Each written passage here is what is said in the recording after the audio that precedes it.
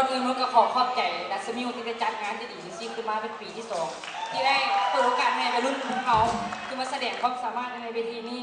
พวกเขาเป็นทีม MBC เนาะจะมาโชว์ในสไตล์มิวสิกแดนเป็นยังไงนั้นขอให้ทุกคนนั้นช่วยเป็นกำลังใจให้พวกเขาเนี่ยขอขอบใจ